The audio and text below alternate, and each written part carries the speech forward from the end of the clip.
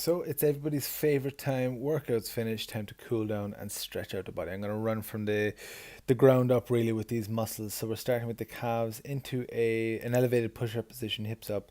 Press one of the heels to the ground, cross the other foot over so you get that assisted stretch all the way down to your calf. Any of these stretches should be held for at least 20 seconds, if not 30 seconds. Breathing deeply, not pulled or jerked, just allowing the body to stretch and return back to um, a normal size and position to encourage the recovery process. So we're going to move from the calves up to the quads. So a nice good way of getting a good strong quad stretch is to lie flat on the ground, pull the heel up into the glutes, press the hips forward, and then stretch out a little bit, give it a bit of a shake, and then pull it back up. And again, pulling on the ankle, pulling on the heel, and driving the hip forward so you get this really strong stretch down the front of your leg. Breathing deeply, slowly pulling into the stretch, not overdoing it, not yanking or jerking on any muscle, but just allowing the body to return back to its normal position and encouraging the recovery process. If there's something in particular that's going to cause pain, if you pushed a bit harder on some squats or push-ups or whatever, you know that it's going to be tight, pay a bit more attention to this area, of course, in your cool down stretches.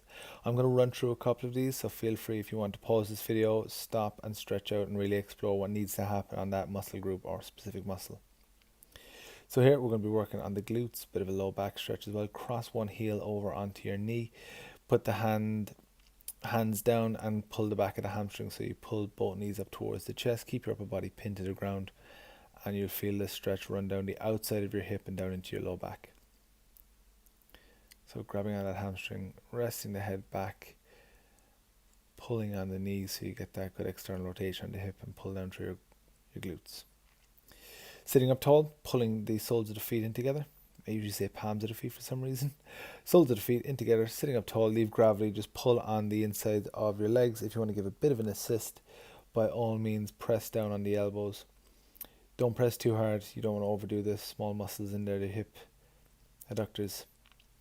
And this is a lovely one from yoga, if anyone does yoga, to get down to a child's pose to stretch out the back. So pulling the hips right way back down to the heels and then walking the hands left and right so you get a good stretch down either side of the spine. And then from here, moving up into the cobra so you get that flexion and extension up through your spine. Really loosen down any of the muscles that might have been challenged through your workout. Down into the child's pose again. You can reach around and just allow that nice arch down through your spine.